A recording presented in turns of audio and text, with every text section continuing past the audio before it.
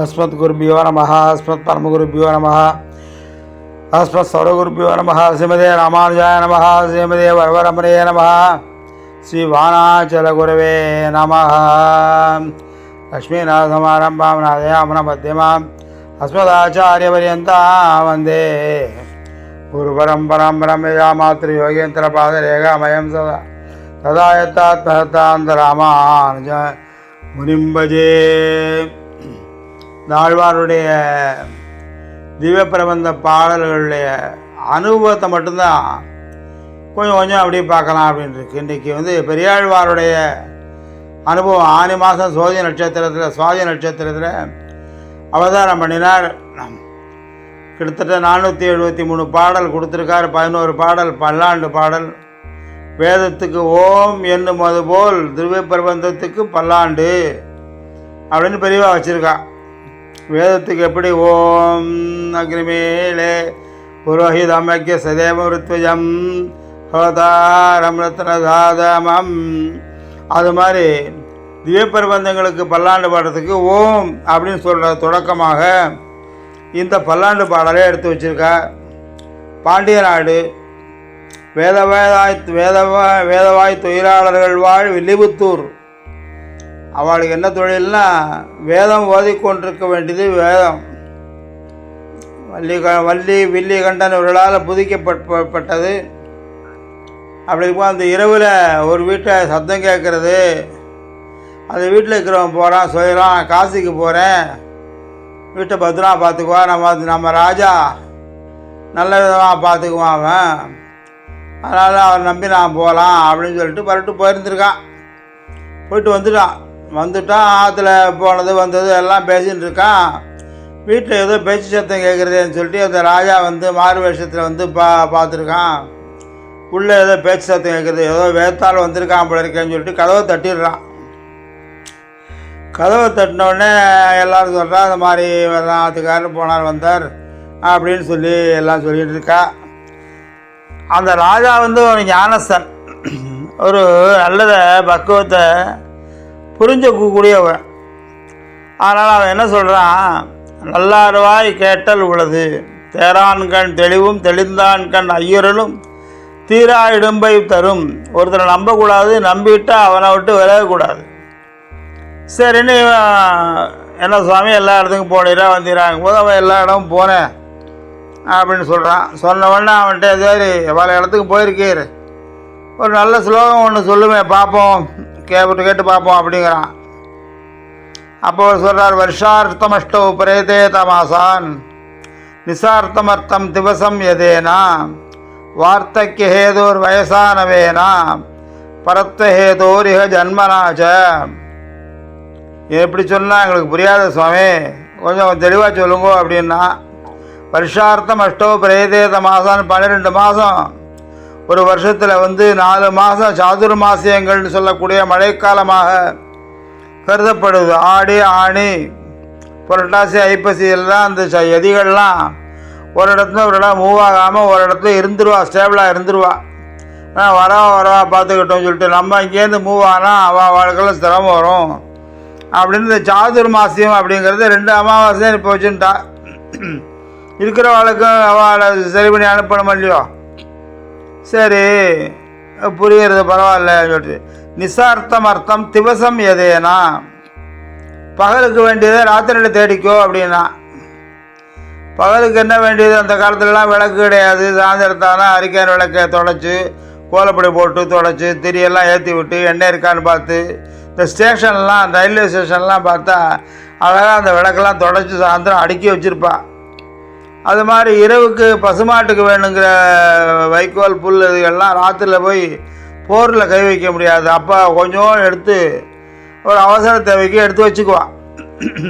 நிசார்த்தமர்த்தம் திவசம் எதேனா, இந்த ராஜா பார்த்தா இது நமக்கு பண்ணுறதுக்கு ஆள் இருக்கா வேண்டியதில்லை அப்படின்னா. வார்த்தைக்கு ஹேதோர் வயசானவேனா, வயசான காலத்துக்கு இளமையில் இருக்கும்போது தேடிக்கொள் அப்படின்னா. இந்த ராஜா பார்த்தா வயசான காலத்தில் நமக்கு பரம்பரையாக இருக்குது சொத்து, அது நம்ம ஒன்றும் அதுக்கு தனியாக டெபாசிட் போட்டு அது இன்ட்ரெஸ்ட் வருதான்னு பார்த்துலாம் இருக்க வேண்டியதில்லை. அதனால் அந்த கவலை நமக்கு கிடையாது. வருஷார்த்தம் அஷ்டோ பிரேதேத மாசான்னு கவலை கிடையாது. நிசார்த்தமர்த்தம் திவசம் எதேனா கவலை கிடையாது. வார்த்தைக்கு ஏதோ ஒரு வயசானவேனா கவலை கிடையாது. இந்த 4வது வரியை சொன்னால் பரத்வஹேதோர் இக ஜன்மனாச்சா அப்படின்னா, இந்த பரத்துக்கு வேண்டியதை மறுமையிலே தேடிக்கொள்ள வேண்டும் அப்படின்னா. இது என்னடா அது பரத்துக்கு வேண்டியது மறுமையில் தேடுறது என்னன்னு பார்த்துட்டு ஒரு பெரிய சபையை கூட்டினான். சபையை கூட்டி யார் யார் எம்பெருமானுடைய பரத்துவத்தை நிர்ணயம் பண்ணுறாளோ அவளுக்கு ஒரு பெரிய சுல்கம், ஒரு முடிச்சு, பொன் முடிச்சு தரேன் அப்படின்னு சொல்லி பறையறிவித்தான். பல தேசங்கள்லேருந்தும் வித்வான்களெல்லாம் சம்பிரமமாக போய் சேர்ந்தா. அப்போ ஸ்ரீ வடவரங்கோயிலுடையான் விஷ்ணுசித்தருடைய கனவுல நீர்நாளைக்கு மதுரைக்கு போய் அந்த பொற்கிழியை விரைந்து உடைய அழுத்துன்னு வந்துடும் அப்படின்னார். இவர் எம்பெருமான்ட்டு காமிச்சு கையில் கொட்டு தழும்பு பிடிச்ச கை இருக்குது, களைக்கொட்டு பிடிச்சது, கூட்ட தூக்குனார்.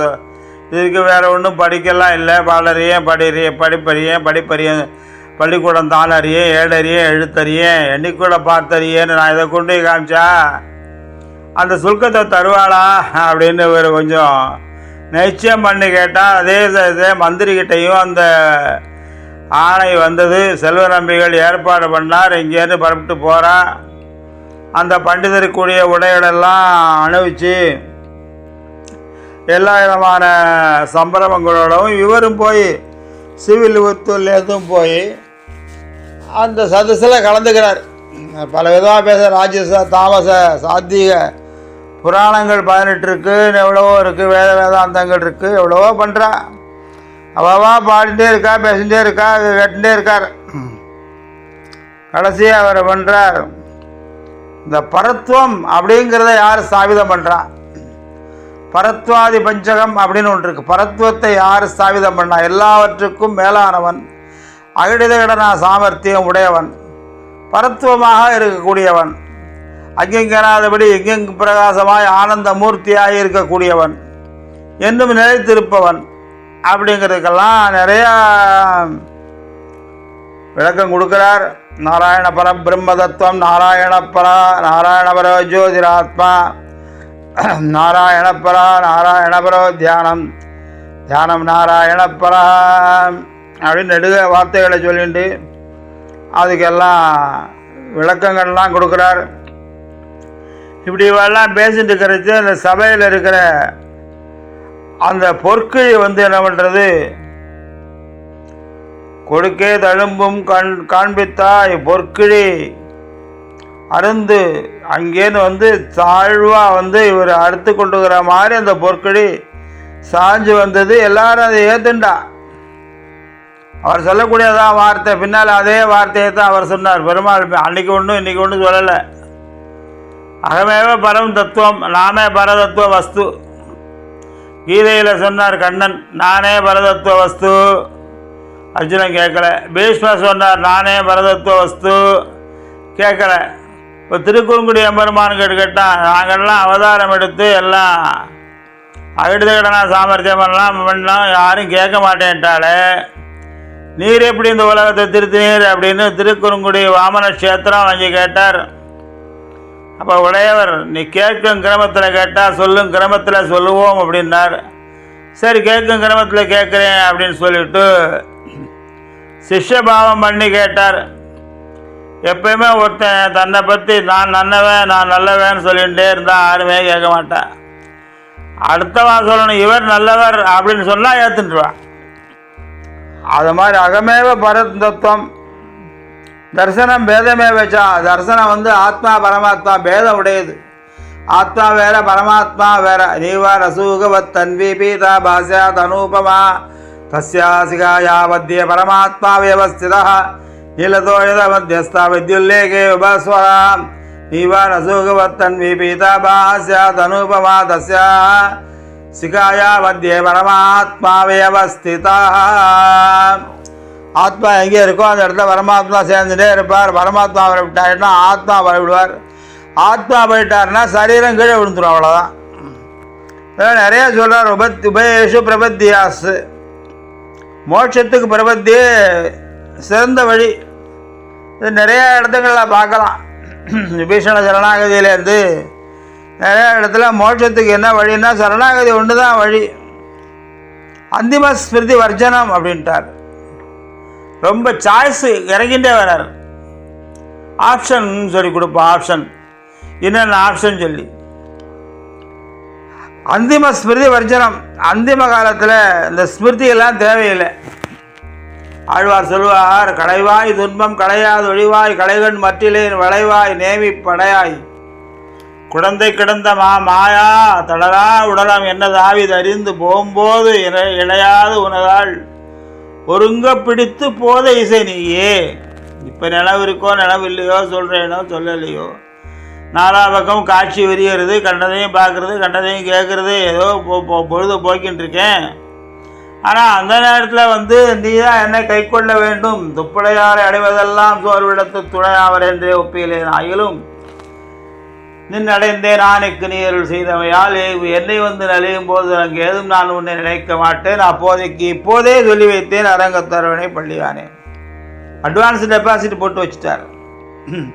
இதெல்லாம் நிறையா காலம் சொல்கிறார். அந்திம காலத்தில் அவனுடைய ஸ்மிருதி தேவையில்லை அப்படின்னு சொல்லி சொல்கிறார்.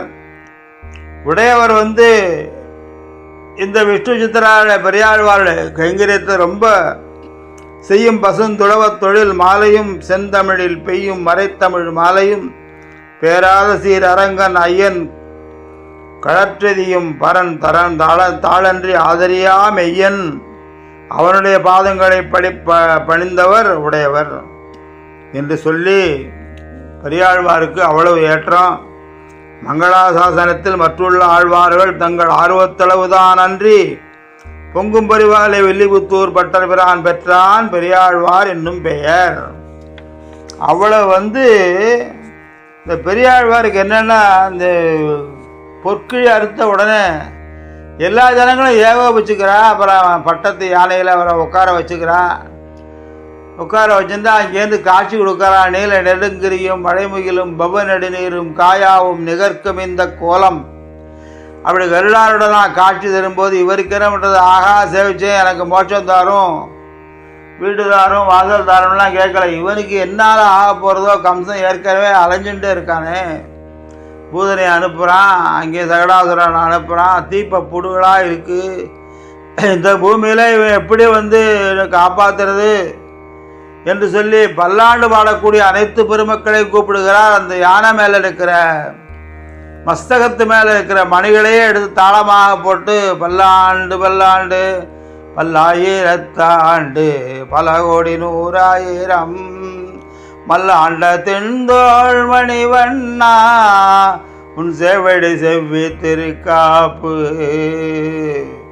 என்னைக்கு இப்படியே இருக்கணும், சௌக்கியமாக இருக்கணும் அப்படின்னு ஒவ்வொருத்தரையா கூப்பிடுறார், சேர்க்கிறார். நம்முடைய கோஷ்டியில் சேர்க்கிறார். நல்லவெல்லாம் வாங்க, மற்றவெல்லாம் வராதிங்க, கிட்டே வராதிங்கிறார். நெய்யடை நல்லதோர் சோறும் நேதமும் அத்தாணி சேவகமும் கையடை காயும் கழுத்துக்கு பூணோடு காதுக்கு குண்டலமும் மெய்யடை சாந்தம் நல்லதோர் சாந்தம் தந்து என்னை வெள்ளுயிராக்கவெல்லாம் பையுடனாக பகைக்கூடியாருக்கு பல்லாண்டு கூறுதுமே. இப்போ கிட்டத்தட்ட பல்லாண்டு பாடக்கூடிய நிலையில தான் இந்த இந்து சாம்ராஜ்யம் இருக்குது. ஏன்னா சுற்றி எல்லாம் ஏகப்பட்டதா ஒரே பரபரன்னு இருக்கு. எங்கே பார்த்தாலும் சண்டையும் சச்சரவும் அது இதுமாக இருக்குது. ஆக எம்பெருமானுடைய திருநாம சங்கீர்த்தனம் ஒன்று தான் நம்ம காக்கணும் அப்படிங்கிறதுக்காக நெய்யடை நல்லதோர் சோறு, இந்த சோறுங்கிற வார்த்தையை ரொம்ப அருமையாக உபயோகப்படுத்தியிருக்கார். நெய்யடை நல்லதோர் சோறு, சாதம் விட்டு போஜன பாத்திரம், ஸ்தல பாத்திரம், போஜன பாத்திரம், சாப்பாட்டு பாத்திரம், அதுக்கடுத்து தொன்னையில் நெய்யெல்லாம் கொடுப்பா. அந்த நெய்யில் அந்த சாதம் சாப்பிடக்கூடாது. ஆஜவனம் பண்ணி நெய் வாங்கிட்டு ஆஜவனம் பண்ணிவிட்டு 6 பேருக்கு சாப்பிடணும். அதுதான் உணவுக்கு அமிர்தோபஸ்தரணமசி அப்படின்னு சொல்லி சாப்பிட்டு ஆரம்பித்து அமிர்தாபித்தாராமசின்னு சொல்லி ஒரு சவுண்ட் தீர்த்துன்னு சொல்லி சாப்பிட்டு முடிக்கணும். அப்போ தான் சாப்பாட்டுக்கு அர்த்தம். நெய்யடை நல்லதோர் சோறு அப்படின்னு சொல்லி இவர் எல்லாரும் வாங்கோ, அவனுடைய உடுத்து களைத்தன வஸ்திரங்களெல்லாம் நம்ம சாத்திக்கலாம். அவன் சௌலபியனாக இருக்கான், பரத்துவமாக இருக்கான், சௌலபியமாக இருக்கான், எளியவனாக இருக்கிறான்.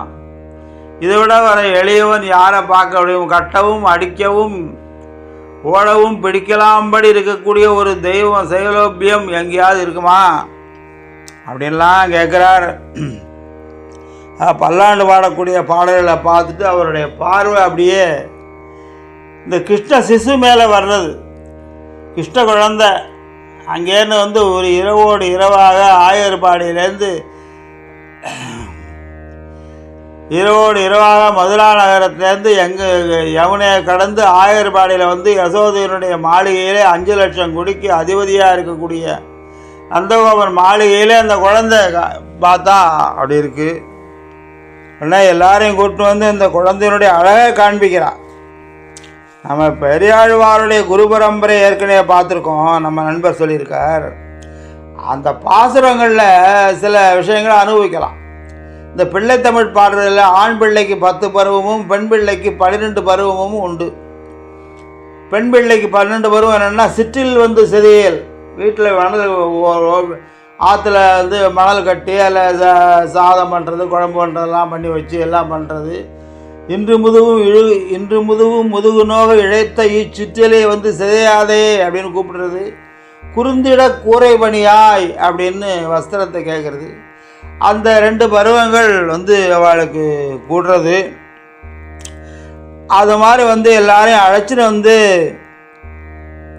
எல்லாரையும் பாருங்கோ பாருங்கோ அப்படின்னு சொல்லி எம்பெருமானுக்கு யாரால என்ன வருதோன்னு இதுதான் பயம். இவருக்கு வேற ஒன்றும் கிடையாது. என்ன பண்ணுறா, இது அவன் வீட்டிலேருந்து திருடின பொருள் அப்படிங்கிறதுக்காக தங்கு சக்கர லாஞ்சனங்களை பொறிச்சுட்டுறாராம். தான் தன்னுடைய தோள்களில் தன்னுடைய பாத்திரங்களில் தாப புன்றஸ்ததா நாமோ மந்திரோ யாகச பஞ்சமகா என்று சொல்லி பஞ்சமகா யஜ்யங்களெல்லாம் ஏன்னா இது அங்கே போயிடுச்சுன்னா இது வாத்து சொத்து இங்கே கொடுத்தோன்னு நினச்சிடுவாளாம். அதனால் ஒழிவில் காலமெல்லாம் உடனாய மன்னி வடிவிலா அடிமை செய்ய வேண்டும். நாம் தெளிகுரல் அருவி திருவேங்கடத்து எழில்கள் சோதி எந்த தந்தைக்கே அவனுக்குன்னா நம்ம ஆட்படணும். வாங்கோ எல்லாம் கூப்பிட்டு இந்த ஆய்ப்பாடி பெண்களெல்லாம் கூப்பிட்டு 5 குடிக்கு ஒரு சந்ததியாக தோணி இருக்காளே அந்த பையன் அதை பாருங்கோ அப்படின்னு சொல்கிறான். முதல்ல அவள் காண்பித்தது அவனுடைய பாதங்களை காமிக்கிறான். கண்ணன் திருவாய்ப்பாடியிலே அவதரிக்கத்தக்க திருச்செங்கோடு அவதரித்து முத்தாக கொள்கிறார். வண்ணமாடங்கள் சூழ் திருக்கோட்டியூர் கண்ணன் கேசவன் நம்பி பிறந்தினில் எண்ணெய் சுண்ணம் எதிரெதிர்த்து விட கண்ணன் முற்றம் கலந்து அலராயிற்றே. ஆயர்பாடி மக்களெல்லாம் சந்தோஷம் வந்தால் என்ன பண்ணுவான்னா நெய் பாத்திரத்தை கொண்டு ரோட்டில் உடப்பான். கண்ணனே எந்த பாத்திரமும் வெறும்னே இருக்கக்கூடாது, சாப்பிட்டாச்சா உடைச்சாச்சு அவ்வளோதான், உடைச்சிடணும், அந்த பாத்திரத்தை உடைச்சிடணும். அப்படிப்பட்டவர் அவர்.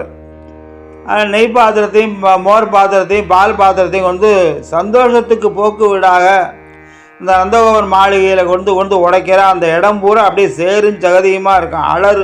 அலறு ஆயிற்றே அப்படிங்கிற யசோதை கையும் காலும் நிமிர்த்து கடார நீர் இட்டு தொட்டில் கிழிய கையுங்கால் நிமிர்த்து கடார நீர் பைய வாட்டி பசுஞ்சிறு மஞ்சளால் அங்கு இயனா வடித்தாளுக்கு அங்காந்திட ஐய வேணும் கண்டால் பிள்ளை வாயுளே. எம்பெருமான் பிறக்கும்போது அவதாரம் பண்ணும்போது சொல்கிறேன், நான் சில நேரத்தில் மனுஷனாக தெரிவேன், சில நேரத்தில் தெய்வமாக தெரிவேன், சில நேரத்தில் சாதாரண குழந்தையாக தெரிவேன். தெய்வமாக தெரியும் போது அப்படி மாயினால் மறைச்சி விட்டுவேன். மாயனை